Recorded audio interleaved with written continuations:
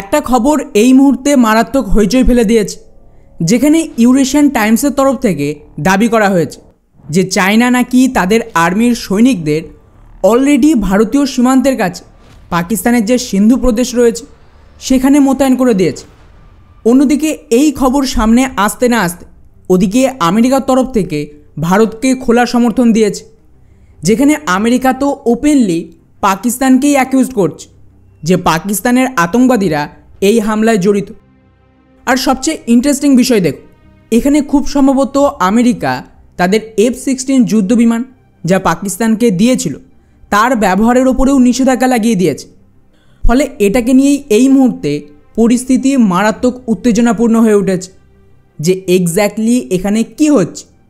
সত্যিই কি চীনের সেনা পাকিস্তানে মোতায়েন হয়েছে ভারতের বিরুদ্ধে যুদ্ধের জন্য? আর যদি এমনটা হয় তাহলে এটা এখন ভারত পাক যুদ্ধের বদলে আমেরিকার ভারত বনাম চীন আর পাকিস্তানের যুদ্ধে পরিণত হচ্ছে। আর তার সাথেই আমেরিকা কেন ওদের F-16 ব্যবহারে ব্যান করল সবটাই জানার চেষ্টা করব আজকের এই ভিডিওতে। তবে তার আগে অবশ্যই আমাদের চ্যানেলটিকে সাবস্ক্রাইব করে আমাদেরকে সাপোর্ট করবে। সবার আগে চীনের কথা বলে ইউরেশিয়ান টাইমসের তরফ থেকে যে খবরটা পাবলিশ করেছে তাকে যদি একটু ভালোভাবে ডিটেলসে পড়েন তাহলেই বুঝতে পারবেন এখানে অ্যাকচুয়ালি চাইনিজ কমিউনিস্ট আর্মি পাকিস্তানে নামেন, বরং এখানে মার্সেনারি ফোর্স নামার কথা বলা হয়েছে। এটা কি জিনিস? তো বেসিক্যালি এটাকে এক ধরনের প্রাইভেট ফোর্স বা ভাড়াটে সৈনিক বলতে পারেন। তুর্কি, রাশিয়া, আমেরিকার মতন দেশে রিটায়ার্ড সৈনিকরা এই ধরনের প্রাইভেট আর্মিতে কাজ করে।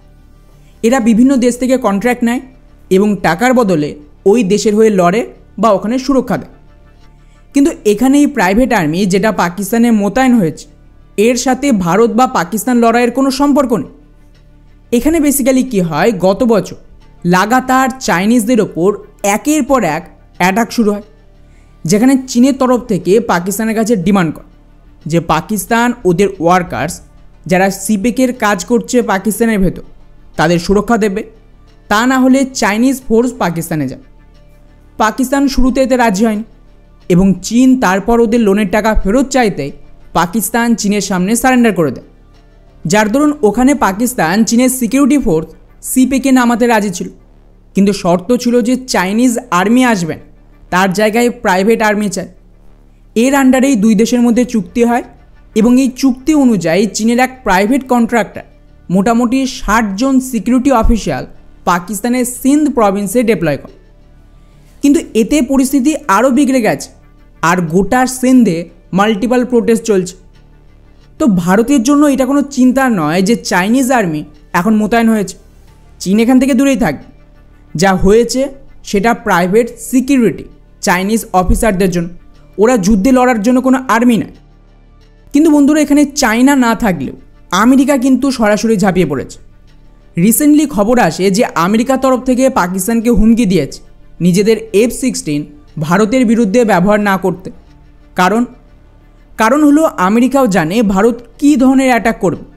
এমন পরিস্থিতিতে F-16 সাথে লড়াই হলে ভারত যদি F-16 শুট ডাউন করে আমেরিকার জন্য মারাত্মক হিউমিলিয়েশন হবে। অলরেডি 2019 সালে অভিনন্দন নিজের পুরনো MiG-21 দিয়ে পাকিস্তানের অ্যাডভান্স F-16 শুট ডাউন করে, যা কিন্তু আমেরিকা আজও স্বীকার করেনি। তাই সেম ঘটনা আবার হলে, স্পেশালি এমন সময় যখন ফ্রান্স আর আমেরিকা লড়ছে নিজেদের যুদ্ধ বিমান ভারতে রপ্তানির জন্য, তাহলে কিন্তু আমেরিকার হাতিয়ারের বদনাম হয়ে যায়।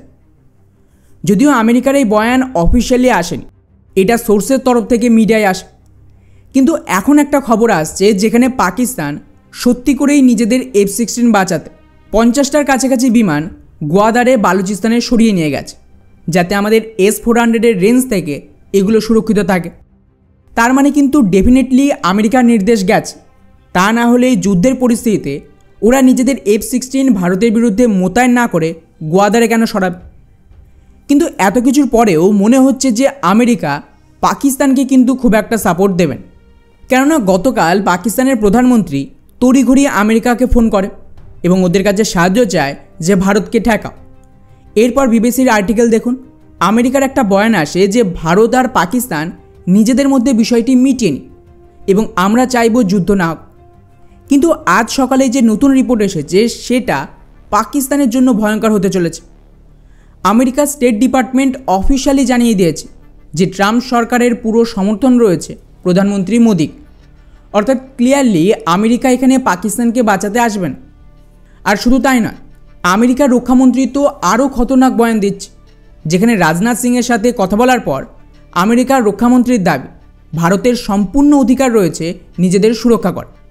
আর একটা কথা মাথায় রাখবে, আমেরিকার এই যে ডিফেন্স মিনিস্টার, ইনি কিন্তু মারাত্মক ইসলাম বিরোধী। অর্থাৎ এর থেকে ক্লিয়ার আর কিছু হয় না যে ওরা ভারতকেই সাপোর্ট দিয়েছে। এমনকি এখন তো আমেরিকার ভাইস প্রেসিডেন্ট খোলাখুলি পাকিস্তানকেই পুরো হামলার জন্য দায়ী করছে। যেখানে খবর দেখুন, জেডি ভ্যান্সের দাবি এই হামলার জন্য পাকিস্তান কোথাও না কোথাও দায়ী আছে। তাই রয়টার্সের খবর অনুযায়ী আমেরিকার ভাইস প্রেসিডেন্ট সাফ জানিয়ে দিয়েছে ভারত যা করবে তাতে পাকিস্তান যেন কোঅপারেট করে।